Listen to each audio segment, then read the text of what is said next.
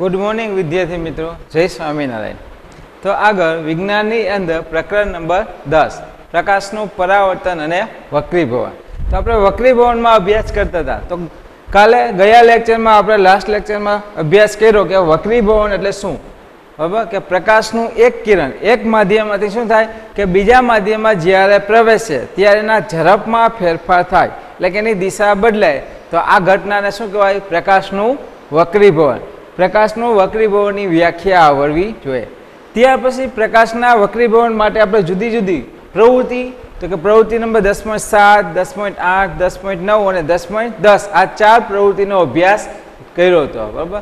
તો એની અંદર પ્રવૃત્તિ પરીક્ષામાં પૂછાય નહીં, બરાબર? જે પ્રવૃત્તિ આપેલી છે એ પરીક્ષામાં પૂછાય નહીં, પરંતુ એમાંથી પ્રશ્ન બનાવેલા હોય, બરાબર? જેમ કે આપણે છેલ્લી પ્રવૃત્તિ જોઈ હતી, પ્રવૃત્તિ નંબર 10.10, બરાબર? પાર્શ્વીય સ્થળાંતર એટલે શું? તો એ જે પ્રશ્ન પૂછાય કે પાર્શ્વીય સ્થળાંતર એટલે શું, બરાબર? જે પ્રવૃત્તિ 10.10 આપેલી છે એમાંથી પ્રશ્ન પૂછાય, બરાબર? કે પાર્શ્વીય સ્થળાંતર એટલે શું? તો આપણે એનો અભ્યાસ કરશું કે પાર્શ્વીય સ્થળાંતર કોને કહેવાય। તો પાર્શ્વીય સ્થળાંતરમાં શું કહે? તો કે એક લંબચોરસ આકારનું, બરાબર? આ લંબચોરસ છે, કાચનો જે લંબચોરસ હોય તે, બરાબર? એટલે કે લંબચોરસ લંબઘન ચોરસ, બરાબર? લંબઘન ચોસલું લેવામાં આવે કાચનું, કાચનું લંબઘન ચોસલું લેવામાં આવે, અથવા એને ઇંગ્લિશમાં સ્લેબ પણ કહેવાય, કાચનો સ્લેબ, બરાબર? લંબઘન આકારનો જે કાચ હોય એની આપણે વાત કરીએ છીએ। એ લંબઘન આકારના કાચને એક ડ્રોઈંગ પેપર, એની ઉપર સફેદ કાગળ અને એની ઉપર મૂકવાનો છે, એ પ્રવૃત્તિ હતી। પણ પરીક્ષામાં જો આ પ્રશ્ન પૂછાય તો એ પ્રવૃત્તિ લખવાની નથી। તો શું કહે છે કે ઉપરથી જ્યારે પ્રકાશનું કિરણ આપાત કરીએ, માનો કે અહીંયા ઈ અને એફ, ઈ અને એફ, તો આ પ્રકાશનું કિરણ આપાત થાય છે, બરાબર? ઈ અને એફ એ શું છે? તો કે આપાત કિરણ કહેવાય। શું કહેવાય? ઈ અને એફ આપાત કિરણ। કે સૂર્યમાંથી જે પ્રકાશ પસાર થાય, બરાબર, શરૂઆતમાં જે પ્રકાશ આવે, બરાબર, એ આપાત કિરણ કહેવાય। હવે આ આપાત કિરણ શું થાય? તો કે આ જે સપાટી છે આનું નામ આપી દઈએ ABCD, બરાબર?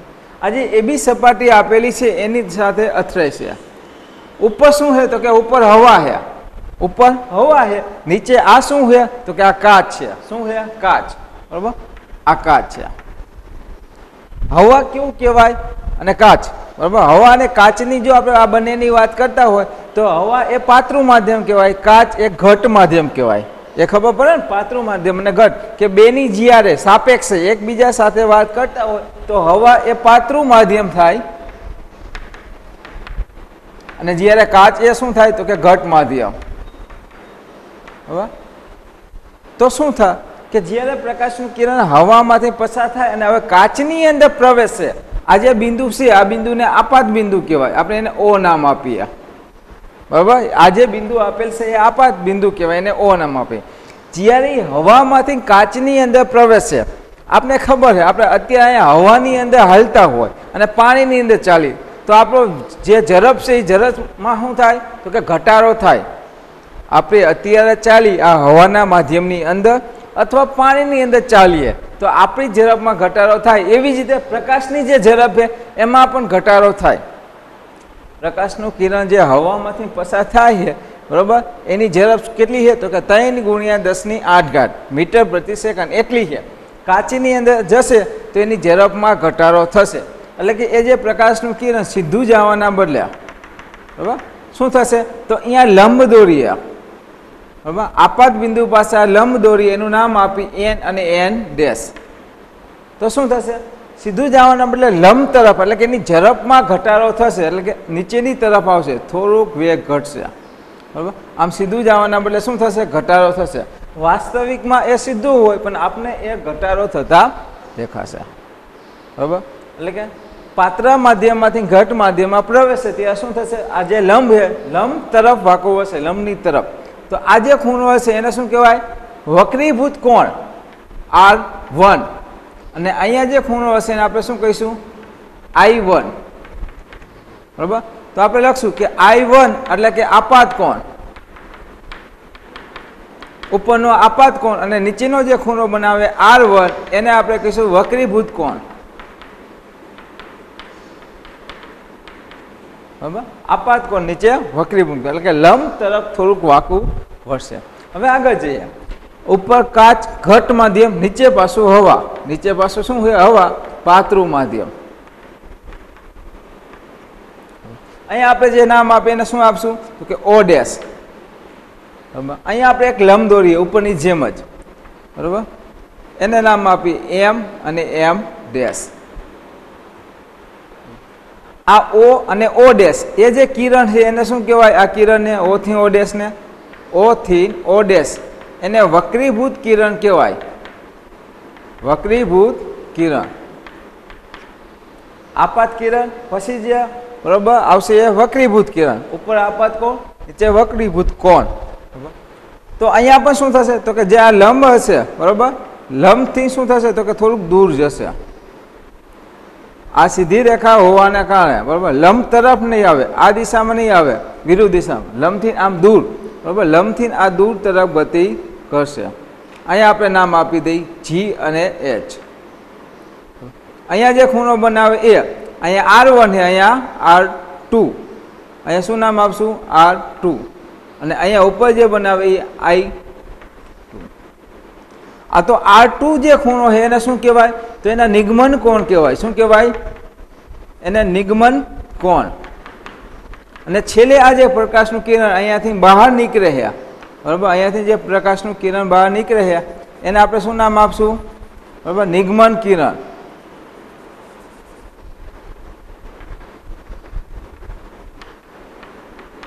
અહીંયાથી જે પ્રકાશનું કિરણ બહાર નીકળે છે G થી H, બરાબર, G થી H એને શું કહીશું? તો કે નિગમન કિરણ. તો આ ત્રણ વસ્તુ યાદ રાખવાનું હોય. આપાત કિરણ પહેલું, પછી વક્રીભૂત કિરણ અને ત્રીજું નિગમન કિરણ. આપાત કિરણ, વક્રીભૂત કિરણ અને નિગમન કિરણ. આ ત્રણે કિરણ, એના પછી આ ત્રણે ખૂણા. આપાત કોણ, વક્રીભૂત કોણ અને નિગમન કોણ. આ રીતે પસાર થાય. હવે આને સીધું લંબાવવામાં આવે આપાત કિરણને, બરાબર. તો આ બંને જે કિરણ છે એ બંને કેવા હશે? સમાંતર હશે. બરાબર. આ બંને જે કિરણ પસાર થાય એ સમાંતર હશે. અહીં તમે અવલોકન કરશો તો ઉપરનો આપાત કોણ અને નીચેનો નિગમન કિરણ બંનેનું મૂલ્ય સરખું હશે. બંનેના ખૂણાનું માપ લેશો કે 40 અંશ છે, 50 અંશ છે. કેટલા અંશનો ખૂણો છે ઉપર અને નીચેનો? ઉપરનો ખૂણો એટલે કે I1 આ ખૂણો, બરાબર, અને નીચેનો એટલે કે R2. આ બંને ખૂણા, બરાબર, I1 અને R2 એટલે કે આપાત કોણ અને નિગમન કોણ. આ બંને ખૂણા કેવા હશે? સમાન હશે. ઉપર અને નીચેનો ખૂણો. જો બંને ખૂણા સમાન હોય એનો મતલબ કે આપાત કિરણને લંબાવવામાં આવે P બિંદુ સુધી. આપાત કિરણને P બિંદુ સુધી લંબાવવામાં આવે તો આ બંને કેવી છે? સમાંતર હોય. આપાત કિરણ અને આ GH એટલે નિગમન કિરણ, બરાબર. તો આપાત કિરણ અને નિગમન કિરણ સમાંતર હોય. બંને કિરણ કેવી હોય? સમાંતર, સીધી રેખામાં બંને સમાંતર પસાર થાય. એટલે કે વાસ્તવિકમાં આપને, બરાબર, હોય નીચેની કિરણ દેખાય આપને ઉપર. એટલે કે કોઈ અક્ષર ઉપર કાચ મૂકો તો એ અક્ષર આપને ઉપરની તરફ દેખાય. પાણીમાં રૂપિયાનો સિક્કો રાખો તો એ આપણે ઉપરની તરફ દેખાય. કોઈ પણ વસ્તુનું ઉપરની તરફ આટલું સ્થળાંતર થાય તો અહીંયા આપણે લઈએ સ્થળાંતર, આ રેખાનું માપ આ લઈએ તો આ O ડેશ L આ જે સ્થળાંતર થાય, બરાબર, LO ડેશ, LO ડેશ જે સ્થળાંતર થાય એને શું કહેવાય? પાર્શ્વીય સ્થળાંતર. બરાબર, જે હોય એની કરતાં ઉપર દેખાય એ જે સ્થળાંતર થાય એ સ્થળાંતરને શું કહેવાય? પાર્શ્વીય સ્થળાંતર કહે છે. આ જે માપ છે એને શું કહેવાય? પાર્શ્વીય સ્થળાંતર. આના ઉપરથી શું નિર્ણય નીકળ્યા? તો પેલું શું નિર્ણય નીકળ્યા? કે પ્રકાશનું કિરણ પાતળા માધ્યમમાંથી ઘટ માધ્યમમાં ઉપરથી નીચે આવે તો શું થાય? આ જે લંબ આપેલું છે, આ લંબ શું થાય? લંબથી દૂર જશે, સોરી લંબ તરફ આવશે. આ જે લંબ છે એની તરફ, એટલે કે આ દિશામાં આવશે, બરાબર, અંદરની તરફ લંબ તરફ ગતિ કરશે, બરાબર. પાત્રા માધ્યમમાંથી ઘટ માધ્યમમાં, પાત્રા માધ્યમમાંથી ઘટ માધ્યમમાં પ્રવેશે. પાત્રા માધ્યમમાંથી ઘટ માધ્યમમાં પ્રવેશે તે શું કરશે? આ જે લંબ આપેલો છે એની તરફ, લંબ તરફ વાકું વળશે, લંબ તરફ વાકું વળે છે. અને બીજો નિયમ શું યાદ રાખવાનો? નીચે હવે ઘટમાંથી પાત્રામાં, એટલે કે કાચમાંથી હવામાં જ્યારે પ્રકાશ પસાર થાય, ઘટમાંથી પાત્રા માધ્યમમાંથી, આથી ઉઠું કે ઘટ માધ્યમમાંથી પાત્રા માધ્યમમાં પ્રવેશે, પ્રકાશનું કિરણ જ્યારે ઘટ માધ્યમમાંથી પાત્રા માધ્યમમાં પ્રવેશે ત્યારે લંબ જે છે એનાથી દૂર જશે, બરાબર, લંબથી દૂર તરફ જશે, લંબથી દૂર તરફ વાકું વળે છે. આથી બંને રેખા સમાંતર હોય અને એનું સ્થળાંતર થાય, અને આ જે સ્થળાંતર છે O'(L), આ સ્થળાંતરને, આ જે વચ્ચેનું અંતર છે બે રેખા વચ્ચેના, એ સ્થળાંતરને પાર્શ્વીય સ્થળાંતર કહે છે. આમ પ્રકાશનું, બરોબર, પાર્શ્વીય સ્થળાંતર થાય છે. તો આવશે આ પ્રશ્ન, બરોબર, સાવ સહેલો છે. પ્રશ્ન પૂછાય કે પાર્શ્વીય સ્થળાંતર એટલે શું? તો આ એના વિશે આટલી માહિતી લખવાની છે. પ્રકાશનું કિરણ પસાર થાય, પેલું આપાત કિરણ, પછી વક્રીભૂત કિરણ, પછી નિગમન કિરણ. ત્યાં કોણ? આપાત કોણ, વક્રીભૂત કોણ ને નિગમન કોણ, બરોબર, એની માહિતી લખવાનું, થોડુંક લખાણ લખવાનું. બંને ખૂણા સરખા હોય એટલે કે આ બંને કિરણ સરખા હોય. ખૂણા સરખા હોય એનો મતલબ કે બંને કિરણ સમાંતર હોય. છેદ આકારે જે ખૂણા સમાન હોય, બરોબર, એનો મતલબ કે બંને કિરણ સમાંતર હોય. અને આ જે સમાંતર કિરણનું જે સ્થળાંતર થાય એને પાર્શ્વીય સ્થળાંતર કહે છે. એને શું કહે છે? પાર્શ્વીય સ્થળાંતર. આના ઉપરથી શું અવલોકન નીકળે? એક કે પાત્રા માધ્યમમાંથી ઘટ માધ્યમમાં પ્રવેશે ત્યારે પ્રકાશનું કિરણ લંબ તરફ વાકું વળશે. જ્યારે ઘટ માધ્યમમાંથી પાત્રા નીચેની તરફ, તો એ લંબથી દૂર તરફ, લંબથી દૂર તરફ અને આ લંબ તરફ, બરાબર, આ લંબ તરફ અને આ લંબથી દૂર તરફ, બરાબર. આટલી વસ્તુ યાદ રાખવાની છે. આગળ કે પ્રકાશનું વક્રીભવન શા માટે થાય છે? આજે પ્રકાશનું વક્રીભવન થાય કે બે માધ્યમ હોય તો પ્રકાશનું વક્રીભવન થાય કે ઉપર હવા હોય, નીચે પાણી હોય, નીચે શું હોય કે બીજા કોઈ માધ્યમમાં શું હોય? પાણી હોય. ત્યાં શું થાય કે પ્રકાશનું એક કિરણ, બરાબર, પ્રકાશનું કિરણ શું થશે? તો કે આજે સીધી રેખાની બદલે લંબ તરફ, અંદરની તરફ થોડુંક વાકું વળશે, બરાબર. આ જો વાકું વળવાની ઘટના છે, એટલે કે પ્રકાશનું કિરણ ઉપરથી પસાર થાય અને નીચે બીજા માધ્યમમાં જાય ત્યારે એની જે ઝડપ છે એ ઝડપમાં શું થાય? ફેરફાર થાય. આ જે ઝડપમાં ફેરફાર થવાના કારણે એની દિશા બદલાય, બરાબર. સીધી દિશામાં જવાને બદલે થોડીક નીચેની તરફ દિશામાં એનું સ્થળાંતર થાય, બરાબર. આ જે દિશા બદલે છે એના કારણે પ્રકાશનું વક્રીભવન થાય. પ્રશ્ન એવો પણ પૂછાય કે પ્રકાશનું વક્રીભવન શા માટે થાય છે? તો શું લખાય કે એક પારદર્શક માધ્યમમાંથી બીજા પારદર્શક માધ્યમમાં પ્રવેશે ત્યારે એની ઝડપમાં ફેરફાર થાય છે. આ ઝડપમાં ફેરફાર થવાના કારણે પ્રકાશનું વક્રીભવન થાય છે. હવે આગળ લઈએ પ્રકાશના વક્રીભવનના નિયમો. વક્રીભવનના નિયમો આપણે પરાવર્તનના બે નિયમ જોયા હતા. કોઈની યાદ છે? પ્રકાશના પરાવર્તનના બે નિયમ, બરાબર. પ્રકાશના પરાવર્તનના બે નિયમ શું હતા? આપાત કોણ અને પરાવર્તન કોણ. જો અહીંયા લઈએ કે પ્રકાશનું કિરણ આપાત થાય તો એના આપાત બિંદુએ દોરેલો લંબ અને આ પરાવર્તિત કિરણ, બરાબર. આપાત કિરણ, પરાવર્તિત કિરણ અને વચ્ચે દોરેલો લંબ, બરાબર. લંબ, આપાત કિરણ અને આ પરાવર્તિત કિરણ. આપાત કિરણ, પરાવર્તિત કિરણ અને આપાત બિંદુએ દોરેલો લંબ તેને એક જ સમતલમાં હોય. આ પહેલો નિયમ હતો. અને બીજું આપાત કોણ I અને પરાવર્તન કોણ R બંને સમાન હોય, એ બીજો નિયમ હતો. આની અંદર જેમ બે નિયમ હતા એ જ બે નિયમ આની અંદર આવશે. બરાબર, આની અંદર જે બે નિયમ હતા ને કે આપાત કિરણ, પરાવર્તિત કિરણ અને આપાત બિંદુએ દોરેલો લંબ તેને એક જ સમતલમાં હોય, એ જ રીતે અહીંયા પરાવર્તનના બે નિયમ હતા, એ જ રીતે વક્રીભવનના નિયમો. પહેલો નિયમ, બરાબર, પહેલો નિયમ શું કહે છે કે આપાત કિરણ, બરાબર, વક્રીભૂત કિરણ, વક્રીભૂત કિરણ, બરાબર. આપણે અહીંયા આકૃતિ દોરીએ, માનો કે ઉપર હવા હોય, નીચે કાચ હોય, બરાબર.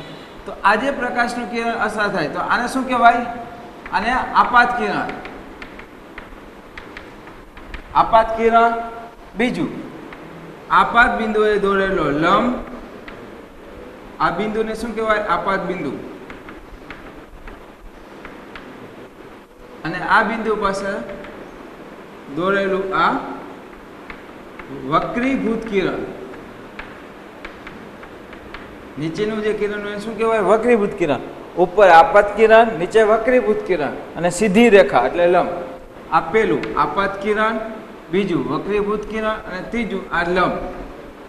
બરાબર, આપાત કિરણ એટલે કે પહેલી રેખા, નીચેની વક્રીભૂત કિરણ એટલે બીજી રેખા અને ત્રીજી આપાત બિંદુએ દોરેલો લંબ.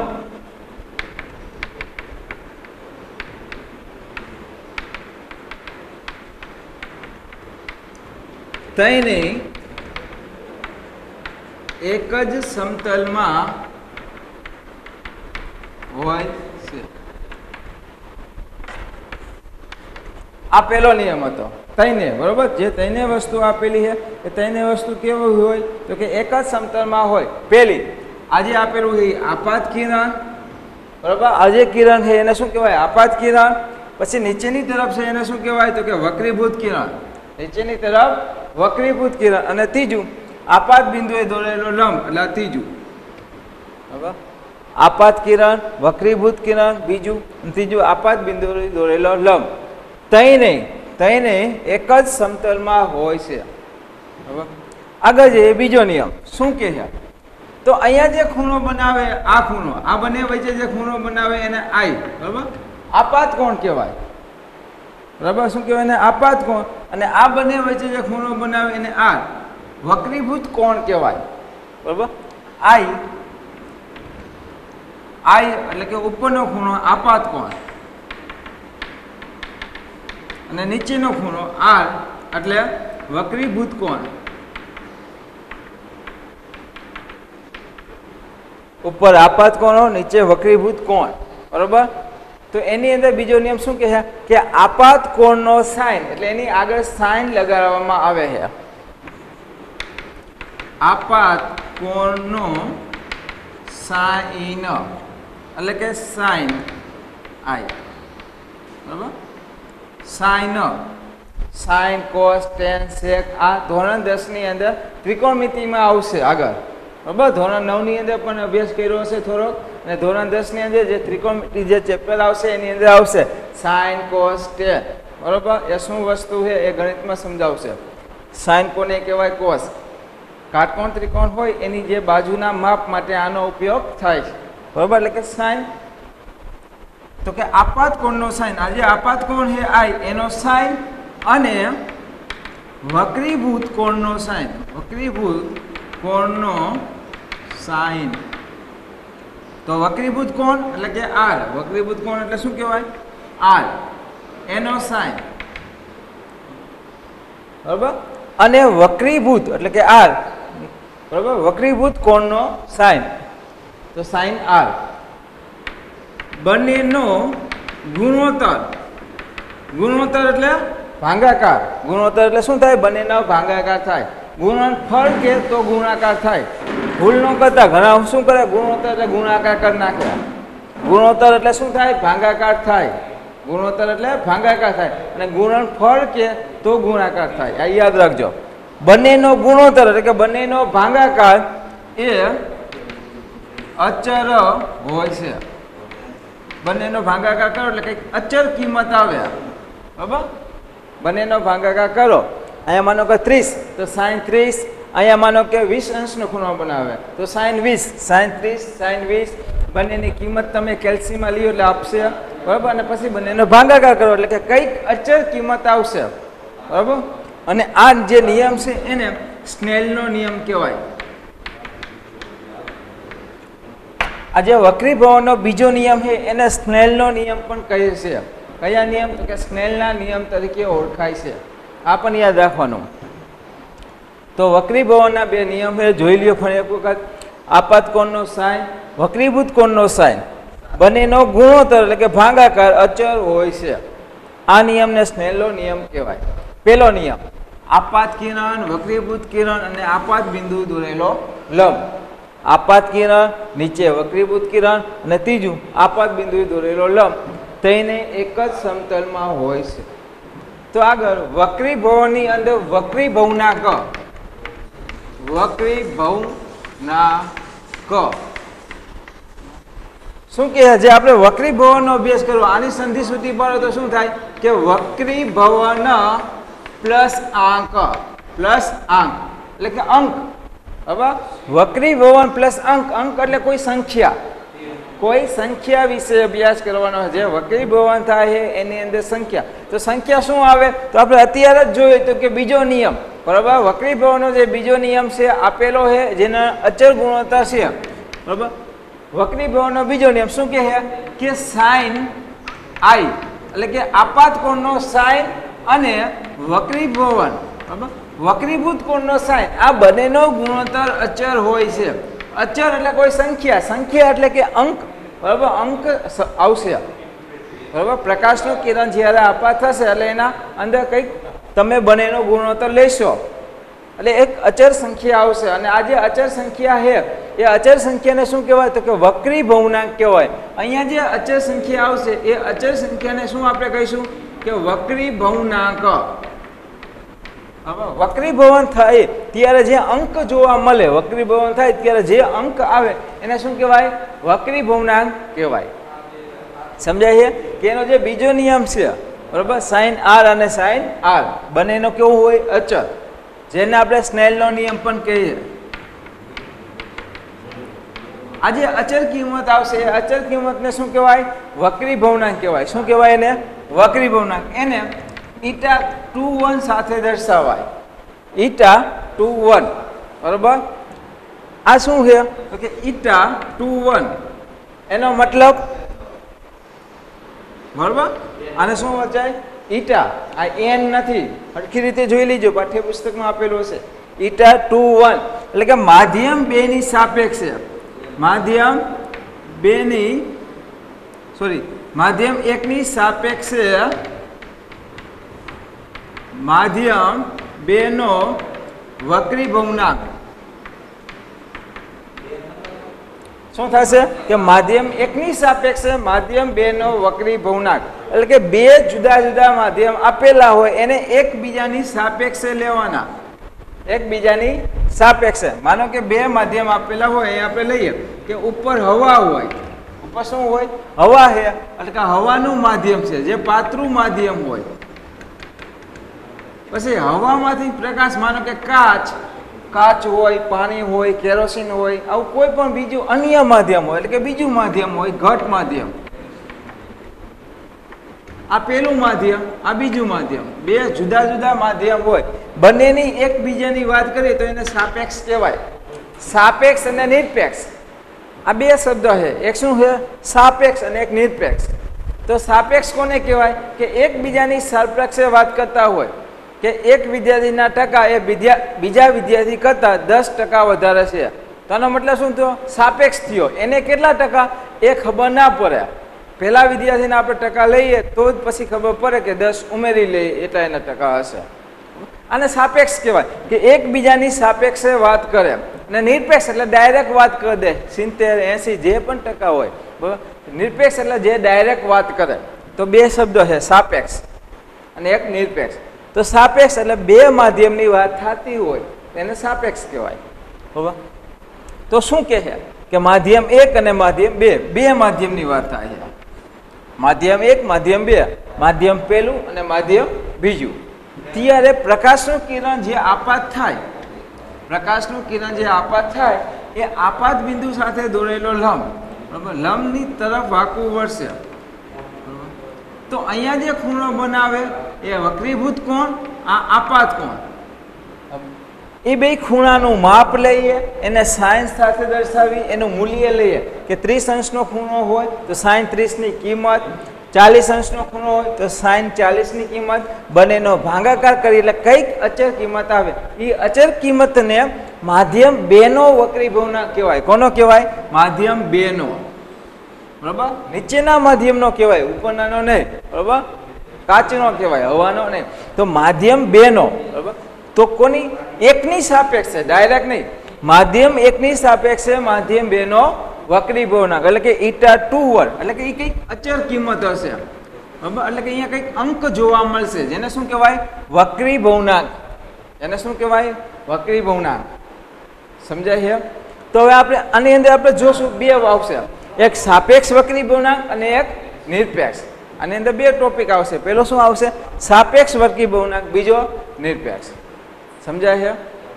આગળ વક્રીભવનાંક એમાં બે આવશે. તો આપણે પહેલું લઈએ, સાપેક્ષ વક્રીભવનાંક, અને સાથે સાથે બીજું પણ લઈએ અહીંયા નિરપેક્ષ,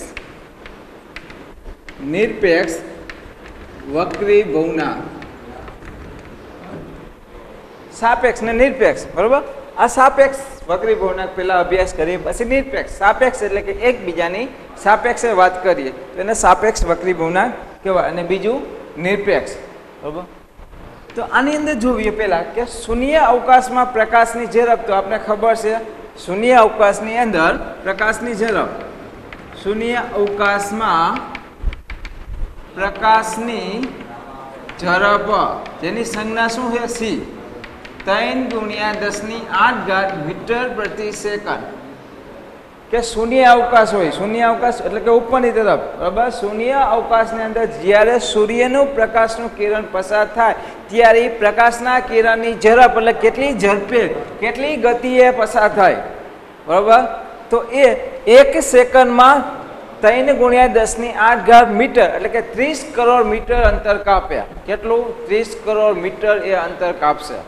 બરાબર, 30 કરોડ 1 સેકન્ડની અંદર એટલા મીટર અંતર કાપે. કેની? તો કે શૂન્ય અવકાશમાં. બરાબર, શૂન્ય અવકાશમાં કંઈ હોય ને એટલે એની ઝડપ વધારે હોય. પછી હવાની અંદર આવે તો શું થાય? હવે જે આ પ્રકાશનું છે, બરાબર, એ હવાની અંદર આવે શું થાય? તો એની ઝડપમાં ઘટાડો થાય. સમજાય છે? માનો કે શૂન્ય અવકાશ હોય, આપણે ચાલીએ તો આપણી ઝડપ વધારે હોય, પછી કોઈ હવા ભટકાય આપણી સામે તો આપણી ઝડપમાં શું થઈ જાય? ઘટાડો થઈ જાય. સમજાય? આપણી જે ઝડપ છે એમાં ઘટાડો થાય. એટલે કે હવાની અંદર જે પ્રકાશની ઝડપ છે એમાં થોડીક ઘટે. બરાબર, એટલે કે સહેજ ઘટશે હવામાં. બરાબર, પ્રકાશની ઝડપ સહેજ ઘટે. બરાબર, થોડીક ઘટે હવામાં, એને આપણે જાજો ફેરફાર થાય. પરંતુ જ્યારે કાચની અંદર કે પાણીની અંદર એવા માધ્યમમાં પ્રકાશ પસાર થાય, કાચ હોય એની અંદર પ્રકાશ પસાર થાય ને સામેથી બહાર નીકળે, તો એવા માધ્યમમાં જ્યારે પ્રકાશ પસાર થાય ત્યારે એની ઝડપમાં ઘણો બધો ફેરફાર થાય. ત્યારે એની ઝડપમાં ઘણો બધો ફેરફાર થાય. તો આપણે એની વાત કરવાની છે કે બે માધ્યમ હોય, બરાબર, કે હવા, નીચે કાચ અથવા પાણી, કે પ્રકાશનું કિરણ આપાત થાય ત્યારે એની ઝડપ માનો કે v1 છે. એની ઝડપ કેટલી છે? v1. એટલે કે v1 ઝડપે ગતિ કરે છે. બરાબર, અને જ્યારે એ નીચે ગતિ કરશે ત્યારે શું થશે? એની ઝડપ v2 એટલે કે એની ઝડપ ઘટી જાય, હવામાં ઝડપી જશે. કાચની અંદર શું થાય? તો એની ઝડપ છે એ ઘટી જશે. હવાની ઝડપ v1, કાચની v2. એટલે કે માધ્યમ 1 ની ઝડપ v1 કહી અને માધ્યમ 2 ની ઝડપ એને v2 કહી. માધ્યમ 1 ની ઝડપને આપણે શું કહીશું? v1. કે પહેલા માધ્યમમાં જે પ્રકાશની ઝડપ છે એ v1 અને બીજા માધ્યમમાં, બરાબર, જે પ્રકાશની ઝડપ છે એને શું કહીશું? v2. આગળ જઈએ, શું કહેશે? હવે બંનેનો આપણે ગુણોત્તર લઈએ. બંનેનો શું લઈશું? ગુણોત્તર, જેને આપણે η21 વડે દર્શાવશું. બરાબર, માધ્યમ એકની ઝડપ માધ્યમ એકમાં પ્રકાશની ઝડપ છેદમાં માધ્યમ બેની, બરાબર, છેદમાં માધ્યમ બે પ્રકાશની ઝડપ. માધ્યમ એકની અંદર જે છે એ પ્રકાશની ઝડપ અને છેદમાં માધ્યમ બે બંનેનો ગુણોત્તર લઈએ એટલે કે માધ્યમ એકમાં પ્રકાશની ઝડપ એને આપણે શું કહીએ v1. માધ્યમ એકમાં પ્રકાશની ઝડપ એને આપણે શું કહીશું v1 અને માધ્યમ બેમાં પ્રકાશની ઝડપ એને આપણે શું કહીશું v2. તો એનો મતલબ η21, બરાબર, આ કિંમત મળે. η21 એટલે માધ્યમ એકની સાપેક્ષે માધ્યમ બેનો વક્રી ભવનાક, આનો વક્રી ભવનાક મળશે, આ બીજા માધ્યમનો વક્રી ભવનાક મળશે. જો પેલા માધ્યમનો જોતો હોય તો ફેરવી નાખવાનું, η12 કરી નાખવાનું, અહીંયા વક્રી ભવન ફરી જશે, v2 છેદમાં v1 આવશે. શું આવશે? η12. આનો મતલબ કે બેની સાપેક્ષે એકનો વક્રી ભવનાક, બરાબર. આનો મતલબ શું થાય કે માધ્યમ બેની સાપેક્ષે વક્રી ભવનાક કોનો? તો કે પેલા માધ્યમનો, બરાબર. માધ્યમ એકનો વક્રી ભવનાક, બરાબર. આ કોના માટે બતાવશે? પેલા માધ્યમનો વક્રી ભવનાક બતાવ્યા કેટલો છે, બરાબર. 1 છે, 1.5, 1.4 એવા જુદા જુદા હોય. જ્યારે આ કોનો બતાવશે? તો કે બીજા માધ્યમનો, બરાબર. આમાં શું થશે? તો કે માધ્યમ એકની સાપેક્ષે માધ્યમ બેનો વક્રી ભવનાક. તો આ હતું સાપેક્ષ વક્રી ભવનાક કે એકબીજાની સાપેક્ષે વક્રી ભવનાક. હવે આપણે જોઈએ નિરપેક્ષ વક્રી ભવનાક કોને કહેવાય, બરાબર. નિરપેક્ષ વક્રી ભવનાક તો કે શૂન્ય અવકાશની સાપેક્ષે, બરાબર. આમ નિરપેક્ષ વક્રી ભવનાક છે પણ આને પણ શૂન્ય અવકાશની સાપેક્ષે સરખાવ્યા, બરાબર. શૂન્ય અવકાશની સાપેક્ષે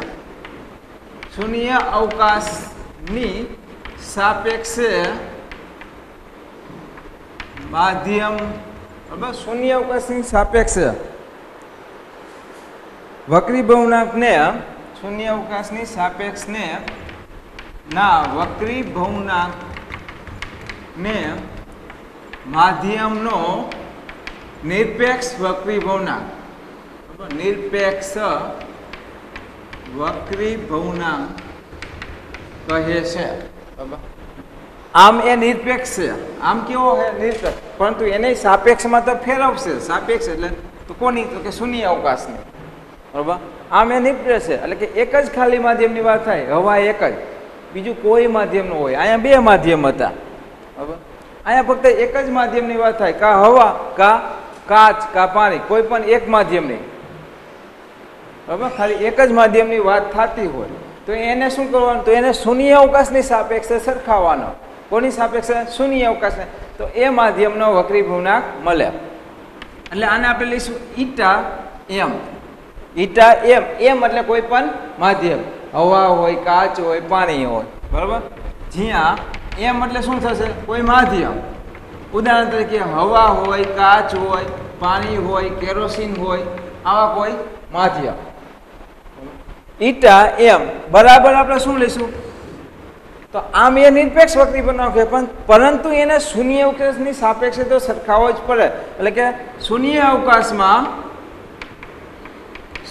અવકાશમાં પ્રકાશની ઝડપ છેદમાં માધ્યમમાં પ્રકાશની ઝડપ. શૂન્ય અવકાશની અંદર જે પ્રકાશની ઝડપ છે કેટલી છે એ આપણે ખબર છે કે શૂન્ય અવકાશમાં પ્રકાશની ઝડપ, જેને આપણે સી કહીએ, શું કહેવાય ઉપરને? સી, બરાબર. શૂન્ય અવકાશમાં પ્રકાશની ઝડપ અને નીચે માધ્યમમાં પ્રકાશની ઝડપ એટલે કે વી. ઝડપને શું દર્શાવાય? વી વડે. તો η_m બરાબર c/v. આ સૂત્ર થશે નિરપેક્ષનું અને આ બે સૂત્ર થશે સાપેક્ષ વક્રી ભવનાકના. આ બે સૂત્ર શેના થશે? સાપેક્ષ વક્રી ભવનાકના. ના એક જ સૂત્ર આવશે નિરપેક્ષ વક્રી ભવનાકનું, બરાબર. η_m c/v. c એટલે કે શૂન્ય અવકાશમાં પ્રકાશની ઝડપ એ કેટલી છે? તો કે 3 × 10⁸. અને એમ એટલે માધ્યમમાં પ્રકાશની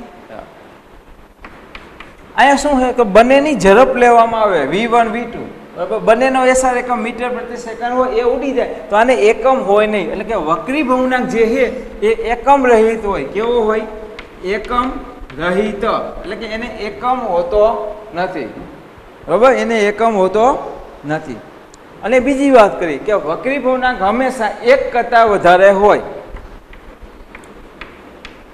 વક્રી ભવનાંક હંમેશા એક કરતા વધુ હોય